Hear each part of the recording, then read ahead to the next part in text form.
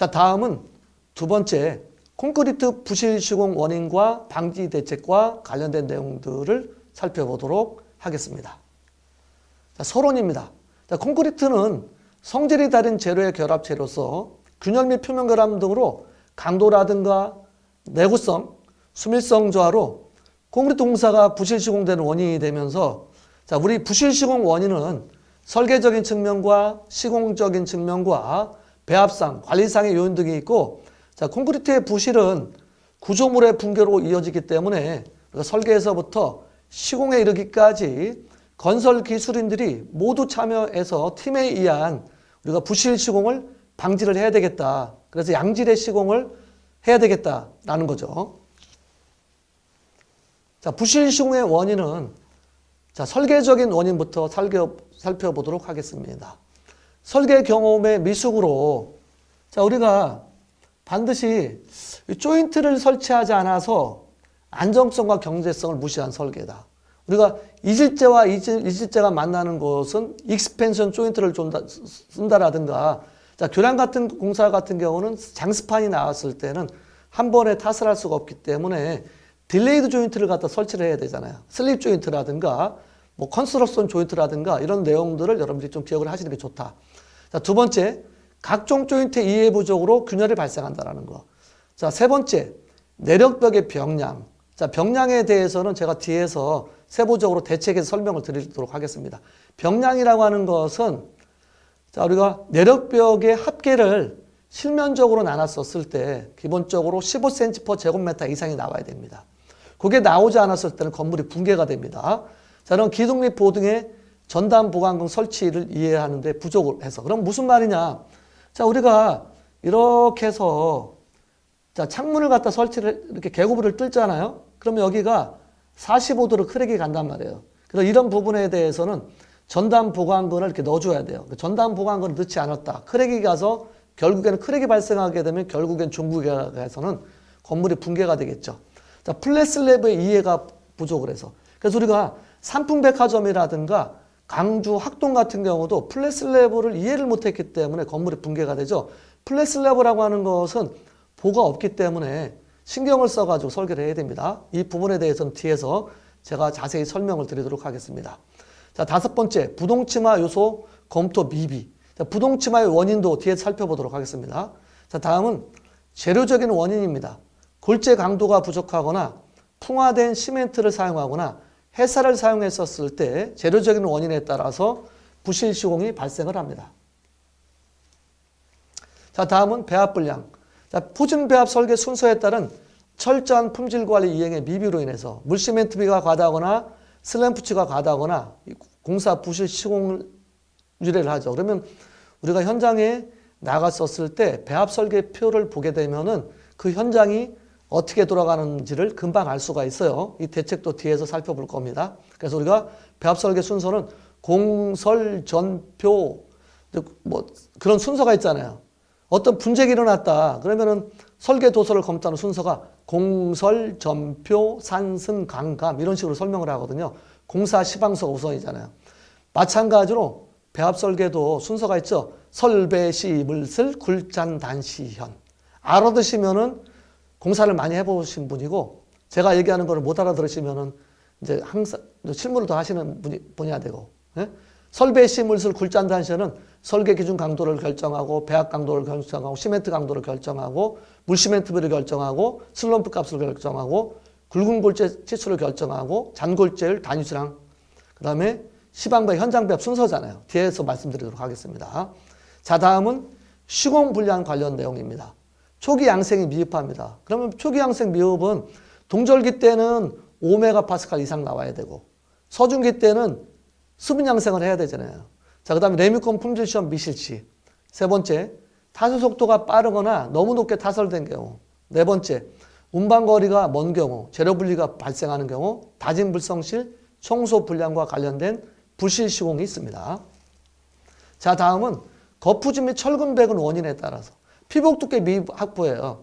자, 피복 두께를 확보하지 않았을 때는 내구성이 저하가 돼서 건물 수명을 다하게 되죠. 피복 두께를 반드시 확보를 하셔야 됩니다. 자, 피복 두께는 건물의 수명하고도 밀접한 관련이 있습니다. 거푸집 존치기간 및 미준수, 자, 철근 배근 간격을 지키지 않았을 경우, 거푸집 수밀성이 불량할 경우, 자, 시공관리적 측면에서 봤었을 때 품질관리가 미흡하거나 콘크리트 타설로 품질관리가 미준수되거나 동발이 존치기간 및 바꾸어 세우기를 미준수했을 경우가 있고요. 자, 다음은 부실 시공 방지 대책입니다. 자, 조적식 내력벽의 구조 제한을 준수를 해야 돼요. 그러니까 조적조에서 내력벽이란 상층의 벽과 지붕, 바닥 등의 연식 하중과 건물에 가해지는 풍압력, 지진 등의 수평력에 저항하도록 만든 벽체입니다. 그래서 우리가 조적식 내력벽은 상당히 구체적으로 규정을 하고 있는데요. 자, 그러면은 자, 내력벽으로 둘러싸인 바닥 면적에 관한 기준이 80제곱미터 이내가 나와야 돼요. 그래서 우리가 이렇게 보면은 자, 가로가 만약에 10m가 나왔다. 그럼 여기는 8m가 나와야 됩니다. 이런 규정이 있고요. 자, 서로 교차되는 대림벽에 대한 제한이 있습니다. 그럼 이거는 우리가 그림으로 보면은 이 개구부가 W1이라고 그러고 W 추락했었을 때 이 개구부의 합계가 이 길이를 L이라고 놨었을 때 개구부의 합계는 길이의 2분의 1. 예를 들어서 길이가 9m다. 그럼 개구부의 합계는 얼마가 나와야 되냐면은 4.5m 이하가 나와야 됩니다. 자, 그런가 하면은 대림벽이라고 그래가지고 대림벽은 벽체 두께 2배 이상이 나와야 되고요. 자, 그런가 하면은 이 대림벽 중심가에서 내력벽의 길이는 10m 이하가 나와야 됩니다. 높이는 4m 이하가 나와야 되고요. 개구부에 대해서는 제가 말씀드렸죠. 길이의 2분의 L 이하가 나와야 된다. 자, 이런 내용이 있다는 거 기억을 하시면 되겠습니다. 자, 다음은 벽량입니다. 내력벽 길이의 총 합계를 그 층의 바닥 면적으로 나눈 값을 벽량이라고 하는데 여기에서는 자, 벽량이 높을수록 좋은 거예요. 벽량이 많을수록 횡령에 대한 저항력이 커지기 때문에 큰 건물에서는 벽량을 증가시켜야 된다. 그래서 법으로 따졌었을 때 벽량이 최소 15제곱미터 이상이 나와야 됩니다. 면적이 큰 건물은 80제곱미터. 그러면 이건 무슨 말이냐. 이렇게 한번 따져볼게요. 자, 이런 건물이 있는데 저쪽을 북측이라고 할게요. 여기에 개구부를 남쪽에다 뜰었어요. 이렇게. 자, 북쪽에다가 이렇게 개구부를 하나를 뜰었다 했다가 계산하기 편하게 하겠습니다. 이게 3m고요. 2m입니다. 여기를 3m하고 2m 했어요. 자, 여기를 면적을 5m라고 하고 여기를 10m라고 했었을 때 벽량을 따져보면 자, 가로 곱하기 세로입니다. 5m, 10m에 50제곱미터 나오죠? 50제곱미터를 내력벽 길이는 가로 방향 다 더합니다. 제가 메타를 센치로 환산해요. 3m니까 300cm예요. 300, 2m는 200cm가 되고요. 자, 더하기 2m, 200 더하기 300 하죠. 자, 그럼 1000cm 나누기 550 하니까 20cm per 제곱미터가 나옵니다. 그럼 이건 합격이에요. 여기까지는 좋습니다. 자, 근데 여기를 뜰어요. 네? 여기를 5m하고 여기를 3m를 뜰었다고 했다고 합시다. 여기를 0.45m 하고 1m 했다고 합시다. 자, 그러면은 요걸 계산해 보면은 50제곱미터분에 500cm 다 들어가요. 자, 근데 여기가 0.4m는 안 들어갑니다. 자, 1m만 인정해줘요. 3m는 개곱이니까 안 들어갑니다. 100cm예요. 계산하면은 12cm, 600 나누기 50은 12cm잖아요.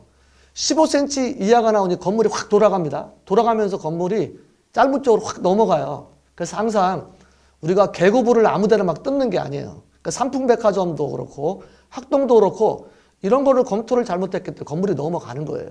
그래서 X축과 Y축은 반드시 15cm per 제곱미터 이상이 나와야 된다. 상당히 중요하다라는 거 여러분들 기억을 하시면 좋겠습니다. 자, 다음은 플랫 슬래브입니다. 자, 플랫 슬래브도 여러분들 잘 기억을 하셔야 되겠죠. 자, 플랫 슬래브는 무량판 구조라고도 합니다. 무량판 구조는 보가 없어요. 그래서 평바닥판은 바닥판.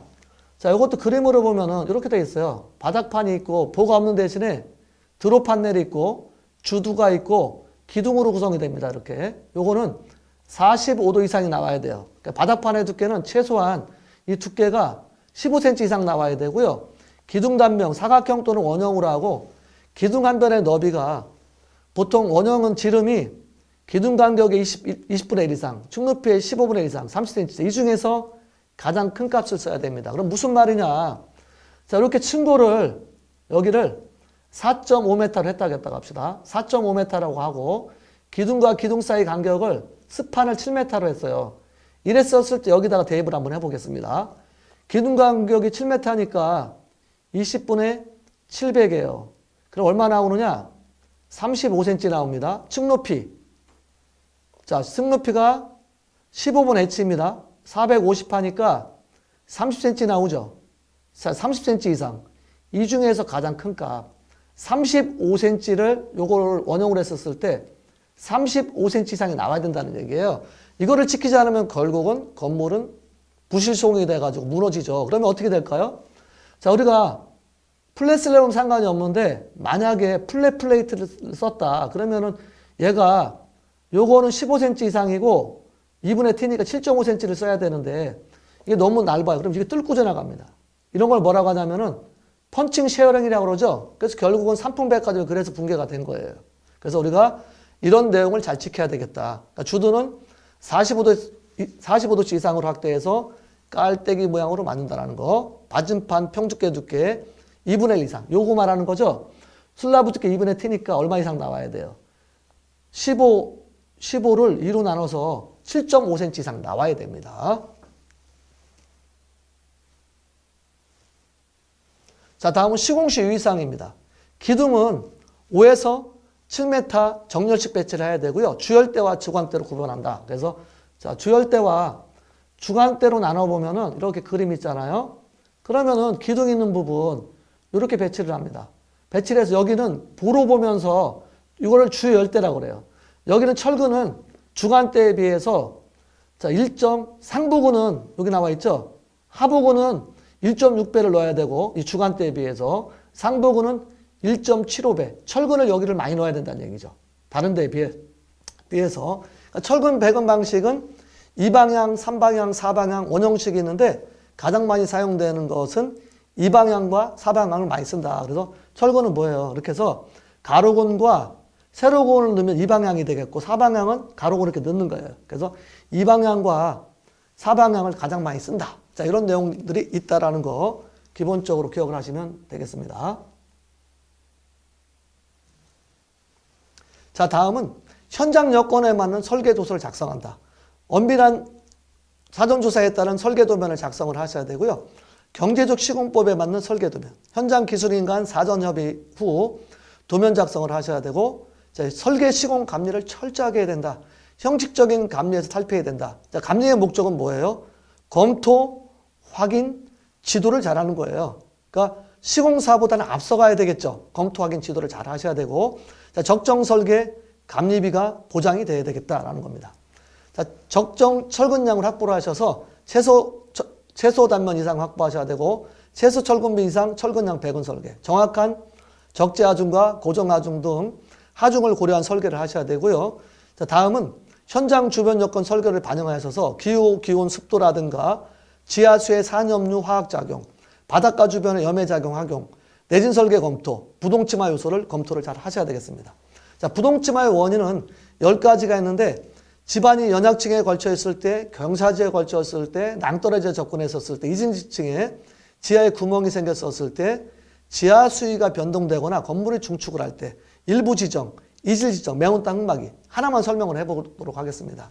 자, 매운 땅 흙막이 설치했었을 때 토합차회에 의해서 여기 뚫고 들어오죠. 그럼 여기 하부가 부풀어 오르잖아요. 이런 현상을 히빙 현상이라고 그랬어요. 자, 여기가 이렇게 사질투에 있었을 때 어때 충격을 주게 되면은 이게 이제 말뚝에 충격을 받으면서 이렇게 떠버려요. 이런 현상은 보일링 현상. 말뚝이 깨졌다. 침투합니다. 파이핑 현상. 그럼 결국에는 건물은 크랙이 가면서 무너지겠죠. 자, 이런 상황이 됐었을 때 대책을 어떻게 세울 거냐. 대책을 세워야 되잖아요. 상부구조의 대책이 있습니다. 건물 중량 분배를 고르게 하고요. 건물을 경량화하고 이웃 건물과의 거리를 멀게 떨어뜨립니다. 평면길을 짧게 하고 강성을 크게 한다. 하부에 대한 대책은 지중부를 설치하거나 지하층을 설치하거나 마찰 말뚝을 응용을 해야 되겠습니다. 자, 다음은 신축 줄눈을 설치합니다. 온도, 응력에 따른 균열을 방지를 해야 되고요. 수평 단면이 급변하는 곳에 설치해야 되고 구조적으로 다른 연결 부위에 신축준을 설치한다라는 거. 자, 다음은 배합 설계를 철저하게 준수한다. 배합 설계표를 보면은 그 현장이 어떻게 돌아가는지를 알 수가 있어요. 그래서 배합 설계 순서는 설배, 시, 물슬, 굴잔, 단, 시, 현 순서로 확실하게 배합 설계를 하셔야 됩니다. 자, 그래서 설계 기준 강도를 결정하고 배합 강도 결정, 시멘트, 물시멘트 비 슬럼프 값, 굴구 최대 치수, 단골재율, 단위 수량, 시방 배합, 현장 배합. 이 시방 배합표는 요거는 배합을 잘해서 상을 받은 현장입니다. 저기 잘 보시게 되면은 이걸 또 볼 줄을 모르는 건설 기술인들이 많아요. 자, 보시면은 굵은 고체 25mm고요. 호칭 강도가 24mm라고 하는 것은 자, 동절기 때 호칭 강도를 8도씨에서 16도씨에 공사를 했다는 거예요. 3을 더해서 24가 나온 겁니다. 슬럼프에 보면은 15 플러스 마이너스 2.5. 그래서 12.5부터 17.5일 합격이라는 거죠. 공기량의 범위는 4.5에서 1.5%. 3%에서 6% 합격입니다. 자, 물시멘트비는 103하고 69를 더하니까 172가 나왔어요. 시멘트는 요거 더하니까 340 나왔죠. 이걸 계산해 보면은 171을 343으로 나눠주니까 50.1%가 나온 거예요. 그래서 품질이 아주 양호하다.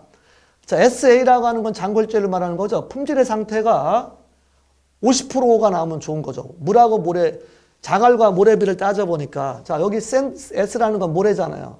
602 더하기 558, 860입니다. 요거 나누기 자갈로 923으로 나눠주니까 48.7 나왔어요. 아, 품질 상태가 상당히 양호하다는 걸 알 수가 있어요. 그런가 하면 AD1이라는 거는 어드 믹스처의 줄임말이에요. 혼화재를 써야 되죠. 동절기 때는. 그래서 우리가 배합 설계를 철저하게 준수를 해야 되겠다라는 겁니다. 자, 다음은 EC에 의한 단계별 절차를 준수해야 됩니다. 엔지니어링별로 설계자, 시공자, 감리자, 건설 기술인들이 기술을 개발해야 되겠고요. 설계자동화 시스템을 도입을 합니다. 설계 기술을 집약하셔야 되고요. 자, 기획, 건축주와 설계자와 시공자와 감리자가 협력을 이루어서 팀에 의한 운영을 해야 되겠다는 거. 건축의 흐름을 여러분들 기억을 하셔서 건축주와 설계자와 시공자와 감리자의 역할을 각자의 역할에 따라서 자기의 기술력을 발휘를 해서 자기의 책임과 업무를 진행을 해야 되겠습니다. 자, 다음은 우리 현장에서 분쟁이 일어나잖아요. 공정을 갖다가 이제 하다 보면 분쟁이 일어나는데 일반적인 경우에 우선순위예요. 그래서 이거를 암기를 하실 때 공설, 전표, 산승, 광감 하잖아요. 가장 우선순위는 공사 시방서가 1번이고요. 그 다음에 설계도면, 3등이 전문 시방서, 표준 시방서, 5번째가 산출 내역서, 6번째가 승인된 상세도면, 관계법령의 유권에서 감리자 지시사항이다. 우리 현장에 있다 보면은 감리하시는 분들이 그 말 많이 하잖아요. 뭐라고 그러냐면은 감리하시는 분이 시공사한테 제 말 잘 들으라고. 안 됩니다. 감리자는 시공사한테 시공사를 지시를 내릴 때는 모든 것들은 말로 하는 거 필요 없고요. 문서와 기록화를 해서 공사 시방서 설계 도면에 의거해서 법적인 사실을 몇 조 몇 항에 의해서 이렇게 지시를 내려셔야지 이제 문서와 기록화를 해서 서로 합의하에 결정을 하셔서 공사를 진행을 하셔야 됩니다. 그래서 가장 중요한 거는 공사 시방서와 설계 도면이 우선권이 가장 높다라는 거 기억을 하시면 되겠습니다. 자, 관계 전문 기술자와 협력이에요. 자, 건축 설비 기술사와 협력이 되겠습니다. 자, 연면적이 10,000제곱미터 이상인 건축물을 포함해서 6번까지의 내용을 잘 기억하시면 되겠죠. 그래서 냉장 시설은 500제곱미터 이상인 건축물, 목욕장이나 실내 수영장 이런 것들은 500제곱미터 이상, 기숙유의라고 많이 외워요.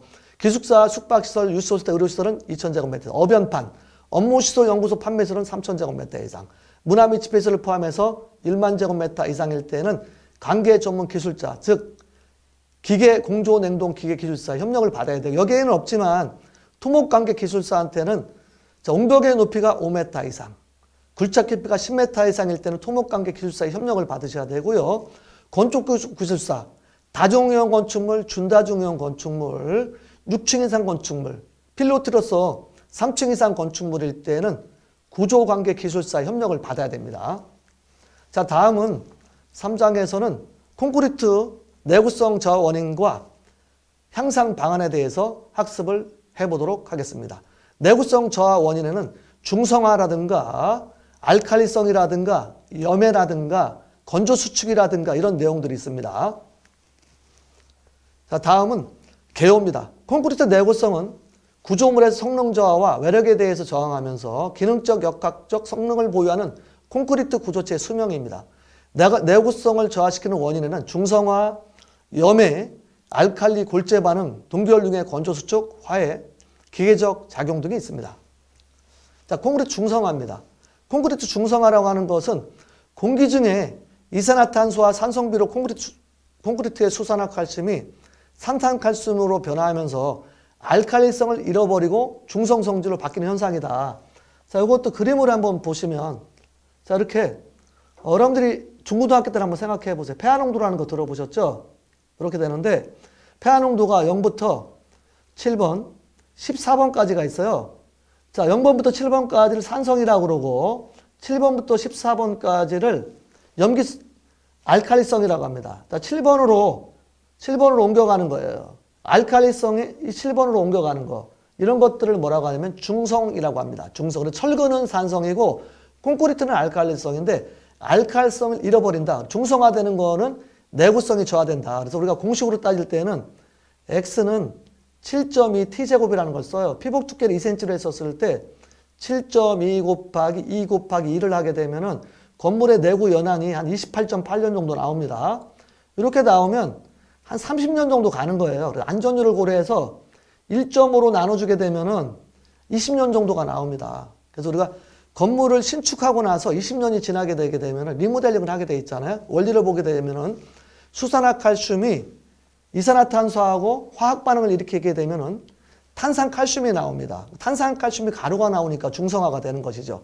중성화 원인은 CO2 농도라든가 산성비라든가 경량골재라든가 온도가 있고요. 시험 방법은 페놀프탈렌액에다가 에탄올을 1% 희석시켜서 시험면에 도포를 했었을 때 아무런 색깔이 없어요. 무색이 나오면은 중성화 진행 중이라는 거고요.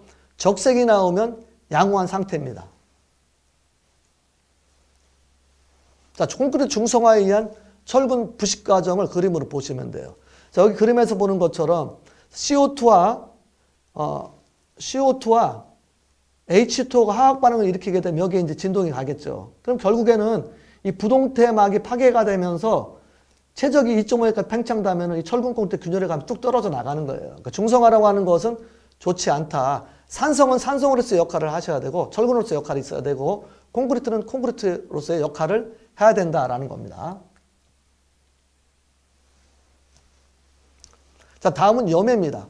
콘크리트 중에 염화물이 철근을 부식시켜서 구조물이 손상되는 것을 말합니다. 자, 원리는 철이 여기도 역시 마찬가지로 물하고 화학 반응을 일으키고 산소하고 하게 되면은 흑청이 나오는 거죠. 자, 그런가 하면 흑청이 또 2분의 1에 H2와 화학 반응을 일으키고 4분의 1에 산소하고 화학 반응을 일으키면 적청으로 변하는 거죠. 자, 그래서 우리 법에서는 염해 규정치를 회사 사용 시에는 0.3kg per 세제곱미터 이하가 나와야 됩니다. 그래서 이거는 현장에서 우리가 품질 실험을 하잖아요. 염소 이온은 Cl 0.02% 이하가 나와야 되고요. 측정 방법은 시험지법, 질산은 측정법, 이온 전극법을 이용을 하고 있습니다. 자, 염해에 의한 철근 부식 과정도 그림에서 보는 것처럼 철근에다가 자, NaCl2가 들어가게 되면 NaCl2는 철근을 갖다가 팽창을 시켜요. 그러면 이 철근이 2.5에서 2.8배 정도로 팽창이 되게 되면서 콘크리트에 균열을 초래하면서 결국에는 균열이 일어나면서 붕괴까지 이르게 만드는 요인을 갖다가 제공을 한다는 거죠. 자, 다음은 알칼리 골재 반응입니다. 시멘트 중에 알칼리 성분과 반응성 골재가 결합을 해서 부피가 팽창돼서 균열을 유발하는 현상입니다. 요인은 시멘트 중에 알칼리 성분과 경량골재, 다공질 골재 수분의 복합적 작용에 의해서 반응의 종류는 실리카 반응과 실리게이트 반응과 탄산형 반응이 있다는 거 기억을 하시면 되겠고요. 자, 다음은 건조 수축입니다. 콘크리트 중에 수분이 증발하면서 최적이 감소해서 균열을 유발하는 현상, 급격 건조는 블리딩 현상을 유발로 인해서 내구성이 저하가 되고 주위 습도 차이와 물 시멘트 등이 원인이 된다. 이것도 조금만 설명을 하면은, 자, 콘크리트는 이렇게 구속되는 곳으로 이렇게 시간이 지나게 되면은 이렇게 수축이 돼요. 이만큼 줄어든다는 얘기죠. 자, 그런가 하면은 구조체가 이렇게 긴 경우 양쪽에서 이렇게 해서 하잖아요. 그럼 얘는 이쪽으로 가려고 하고 이쪽으로 갑니다. 그러면 가운데가 어떻게 돼? 끊어지겠죠. 그래서 이런 경우에는 어떤 조치를 취하냐면은 이거를 철근을 배근해 놓고 나중에 여기를 갖다 콘크리트 탓을 해요. 그래서 이런 것들을 뭐라고 하냐면은 우리가 딜레이드 조인트라고 그래. DJ. 딜레이드 조인트를 써가지고 건조 수축을 완전히 기다렸다가 나중에 여기다가 팽창 콘크리트를 타설하죠. 이런 것들도 있다라는 거 기억을 하시면 되겠습니다. 자, 다음은 동결 융해입니다. 압축 강도가 5메가파스칼 이상이 되면 동해를 받지 않습니다. 그래서 항상 우리가 5메가파스칼 이상이 나와야 된다. 압축 강도가. 자, 콘크리트 중에 포함된 수분이 동결해서 최적위 팽창 9% 돼서 균열이 발생하는 경우. 자, 다음은 기계적 작용에 따라서 진동 충격에 의한 강도가 저하가 되고 과중의 장기가 적재가 된다. 자, 화해 폭렬 현상에 따라서 콘크리트가 고온에 장시간 노출되면은 박락과 자굴에 이르는 현상을 말합니다. 콘크리트 내부에 수증기압, 과다로 발생이 되면서 중성화, 촉진 등이 생기게 됩니다. 자, 다음은 이제 내구성 향상 방안으로 알칼리 골재 반응은 단일 시멘트의 양을 낮추어서 배합 설계를 하고요. 자, 두 번째, 반응성 골재를 사용을 제한을 하고, 세 번째, 저알칼리 시멘트를 사용을 하고, 자, 건조 수축에서는 팽창 시멘트를 사용을 합니다. 급격한 온도 변화를 제어를 해야 되고요. 자, 다음은 중성화 방지를 하기 위해서 중성화 방지제를 사용하고 피복 두께를 증가를 하고 도장 처리 석재 등의 표면 시공도를 효과적으로 이용을 해야 되고요. 네 번째로는 콘크리트 노출면에 모르타르 발음 등으로 이산화탄소와의 접촉을 금지를 해야 됩니다. 자, 시공시 대책입니다. 콜드 조인트를 방지를 해야 되고요. 현장에서 가수 금지, 철저한 시공관리, 재료 분리 방지를 해야 되고 균열 방지를 위한 줄눈을 설치를 해야 되고 다섯 번째, 수밀 콘크리트를 완성을 해야 되고 여섯 번째로는 수분 양생으로 건조 수축에 의한 균열을 방지를 해야 되겠습니다. 자, 콘크리트 강도 증진 대책으로는 고강도 콘크리트를 이용해서 내구성과 수밀성을 증대를 해야 되고 고유동화 콘크리트를 사용합니다. 고성능 콘크리트를 이용을 하면 되겠습니다. 자, 다음은 공사 현장 보수 보강 사례를 보도록 하겠습니다. 자, 콘크리트 철근 부식이 되는 사례를 보고 있습니다. 자, 문제점은 그림에서 보는 것처럼 콘크리트 두께 부족으로 여기 그림에서 보는 것처럼 이렇게 철근 부식이 일어나고 있어요. 그러다 보니까 철근 부식으로 인해서 콘크리트가 박락이 되겠죠. 개선 방안은 어떻게 되느냐. 부실한 콘크리트 부분을 완전히 제거하고 손상 부위가 제거된 표면으로부터 콘크리트 탄산화가 가능한 깊이 부분까지 제거해서 건전한 재료로 교체를 해줘야 됩니다. 부식된 철근의 녹을 완전히 제거하고 제거된 콘크리트 단면을 충전할 때에는 기존 콘크리트와 물리화학적 성질에 유사하고 접착성이 강한 고내구성 재료로 복구를 해야 됩니다. 자, 다음은 탄산화 철근 부식 과정이 되겠습니다. 자, 보시면은 계단 하부가 철근이 노출돼 가지고 부식되고 있어요. 그러니까 지상 2층 슬라브 하부 철근 노출 및 부식되는 장면이 되겠습니다. 개선 방안을 제시를 하면은 제일한 크로스 방청 보수 시스템 공법을 적용해서 탄산화된 콘크리트 알칼리성을 회복을 해야 돼요. 그래서 이제 중성화를 방지를 해야 되겠다. 자, 그런가 하면은 에폭시 모르트 단면을 복구를 해서 에폭시 모르타로 손실된 단면을 복구를 해야 되겠습니다. 자, 다음은 동결 융해에 의한 박리 박락입니다.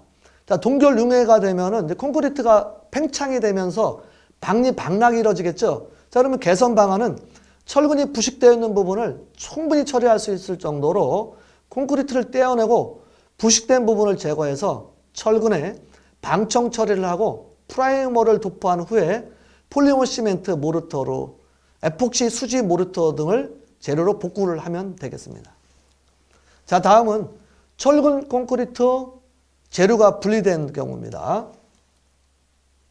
자, 재료 분리 및 다진 분량의 철분 노출이에요. 그래서 그림에 보시게 되면은 이 부분이 철분이 노출되고 있고 재료 분리 및 다진 분량에 의한 콘크리트 미충전이 되어 있어요. 그럼 어떻게 하셔야 돼? 이런 부분은 재료 분리에 의한 공급 부분 철분 비노출 부분을 충전을 해야 됩니다. 보수를 하셔야 되고요.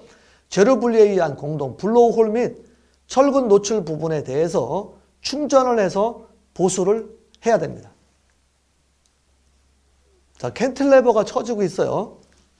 자, 문제점은 고정하중 증가에 의한 캔틸레버 구조물의 처짐 및 균열이 발생했어요. 자, 개선 방안으로는 기존의 캔틸레버 슬라브 지붕 구조물을 철거하고 대신에 공간 구조물을 설치하고 이를 현수 부재로 지지기둥에 정착 지지를 해야 됩니다. 자, 기존의 캔틸레버 슬라브 구조물을 철거하고 대신에 공간 골조 구조물을 신설해서 강제기둥과 건물 내축 기존의 라멘 구조의 지지를 하면 되겠습니다. 자, 다음은 보단부에 4인장 균열이 발생했어요. 그러니까 보중앙부에 힘균열이 발생했을 때에는 자, 균열 보수는 에폭시 수지라든가 마이크로 시멘트를 이용해서 표면을 밀봉 처리 또는 충전 주입공법을 사용해서 재료 분리에 의한 공동 및 철근 노출 부분을 충전해서 보수를 하시면 되겠고, 자, 여기도 역시 마찬가지로 마이크로 시멘트를 사용해서 저압으로 장시간 주입을 하시면 되겠습니다. 자, 다음은 공사 현장 사고 사례 및 재발 방지 대책과 관련된 내용들을 살펴보도록 하겠습니다. 자, 크레인 붐대 깔림 사고입니다. 사고 원인은 크레인 붐대 길이 조정 시 붐대 강화에 대한 사전 조치를 하여야 되지만 당 현장에서는 작업 계획에 대한 발주청의 승인 없이 임의 해체를 진행한 상태예요. 어떻게 해야 됩니까? 재발 방지 대책으로는 자, 크레인 해체에 대한 안전 계획을 수립해서 발주자 등의 승인을 득한 후에 작업을 해야 되죠. 작업 지시자는 크레인 해체 작업 순서 등 작업자에게 해체 작업에 대한 충분한 안전교육 실시를 하셔야 되고요. 크레인 붐대 해체 작업 시 급작스러운 붐대 하강에 대한 안전조치로 안전블록 또는 받침대 설치 상태 확인을 철저히 해야 되겠습니다. 자, 다음은 슬라브 붕괴 사고예요.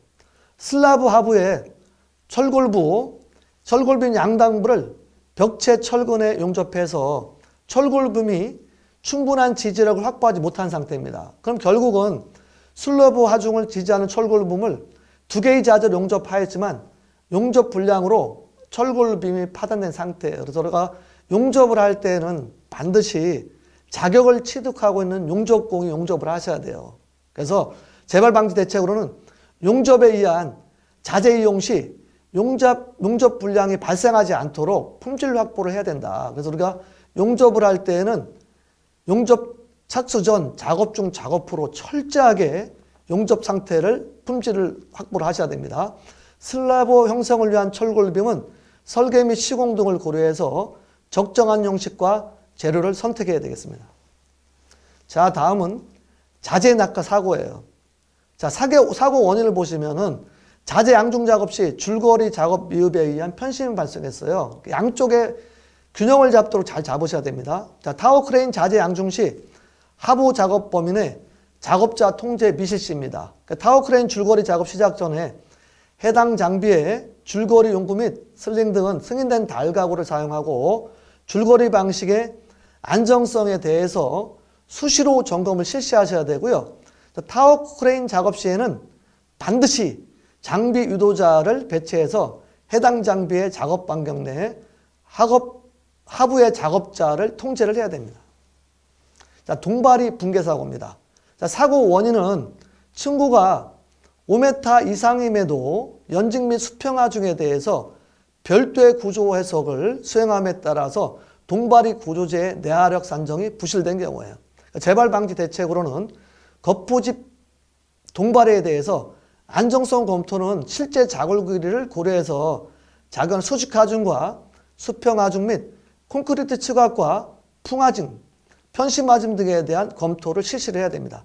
자, 층고가 5m 이상인 시스템 동반의 구조해석 수행 시 2차원 또는 3차원의 복합적인 구조해석을 수행해서 내화력을 산정을 하셔야 됩니다. 자, 다음은 거푸집 붕괴사고입니다.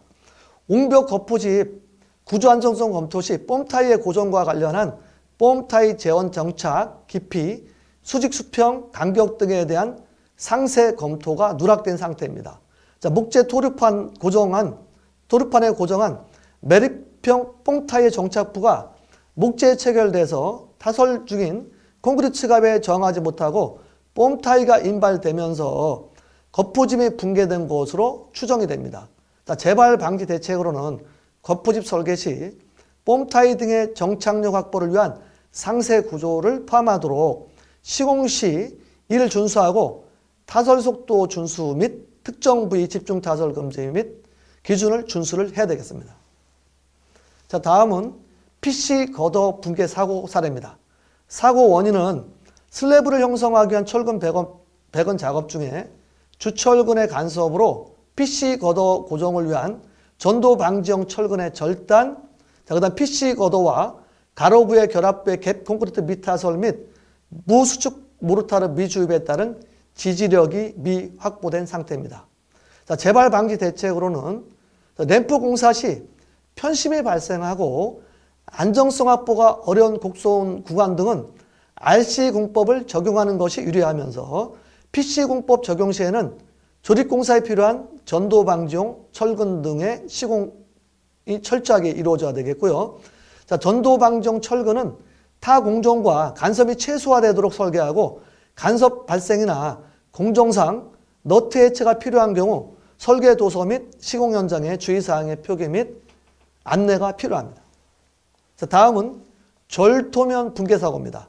자, 사고 원인은 옹벽 구조물 설계를 위한 깎기 비탈면에 대한 안정성 검토 및 실시하는 등 안전관리 계획이 수립이 미흡한 상태예요. 토사 원지방 깎기 비탈면 표준 경사가 미흡합니다. 자, 그래서 재발 방지 대책으로는 오른쪽에 있는 토질 조건별 경사도를 반드시 지키셔야 됩니다. 모래는 경사도가 1대 1.5 이상, 사질토는 1대 0.8에서 1대 1.5, 자갈토는 암개 섞인 사질토는 1대 0.8에서 1대 1.5, 점성토는 1대 0.8에서 1대 1.2, 암개토는 호박돌 섞인 점성토는 1대 1.0에서 1대 1.5, 풍화암은 1대 1.0에서 1대 1.2를 준수를 해야 됩니다. 다음은 우측 침투가 되지 않도록 보양을 철저히 하셔야 되고요. 깎기 비탈면의 높이가 10m 이상의 비탈면은 소단을 설치해서 비탈면 중간에 5에서 20m 높이마다 폭 1에서 3m의 소단을 설치해야 됩니다. 자, 다음 PC 걷어 붕괴 사고입니다. 슬래브를 형성하기 위한 철근 배건 작업 중에 주철근의 간섭으로 PC 걷어 고정을 위한 전도 방지용 철근의 절단, PC 걷어와 가로부의 결합부의 갭 콘크리트 미타설 및 무수축 모르타르 미주입에 따른 지지력 미확보. 재발 방지 대책은 램프 공사 시 편심이 발생하고 안전성 확보가 어려운 곡선 구간 등은 RC 공법을 적용하는 것이 유리합니다. 자, 다음은 7번 우수관로 공사 중 매몰 사고입니다. 자, 사고 원인은 우수관로 매설을 위해서 안식하기 없이 약 25m를 수직 굴착한 후 관로를 매설하던 중 굴착면이 붕괴돼서 작업자들이 매몰된 사고예요. 자, 수직 굴착에 따른 굴착면 안정성 검토 미흡 및 위험 요소 제거 소홀에 따른 안전조치 확보가 미흡한 상태입니다. 자, 재발 방지 대책으로는 덧팔기 비탈면의 기울기, 투르벽의 시공 등 재반사항을 검토해서 시공상세도를 작성을 하셔야 되고요. 관로 터파기 기준에 따른 경사를 적용해서 터파기를 실시해야 됩니다. 작업자 안전교육 실시 및 안전감시자가 상주를 해야 됩니다. 자, 다음은 리모델링 공사 중 붕괴 사고 관련입니다. 자, 리모델링 공사 중 내력벽 임의 철거로 인한 내력 부족에 의한 붕괴로 추정이 됩니다. 자, 내력벽 철거에 따른 구조안전 검토 없이 작업자가 이미 시공한 안전관리 부실입니다. 재발 방지 대책으로는 리모델링 공사 중 내력벽 등 주요 구조부가 해체되는 경우에는 구조안전계획을 수립해서 시공이 필요하겠죠. 자, 리모델링 공사 시 구조검토 및 시공상세도의 철저한 검토가 필요합니다. 자, 다음은 해체공사 중 붕괴사고 사례입니다. 자, 구조 안정성이 검토되지 않은 부실한 해체 계획서를 작성한 사례죠. 자, 3층 이상 10m 이상으로 성토된 연직 가죽에 의한 1층보의 붕괴가 발생하였습니다. 자, 그래서 재발 방지 대책으로는 해체 계획서 작성 또는 검토 시에 해체 단계별 구조안전 검토를 수행할 수 있는 해당 분야 전문가가 참여하도록 해야 됩니다. 자, 해체 허가 대상인 해체공사는 상주 감리를 원칙으로 일원화해서 감리 업무를 수행을 해야 되겠습니다. 자, 여기까지 1차 시 공사 현장 안전 품질 관리 방안 및 대책에 대해서 동영상을 시청하시느라고 여러분들 수고 많으셨습니다.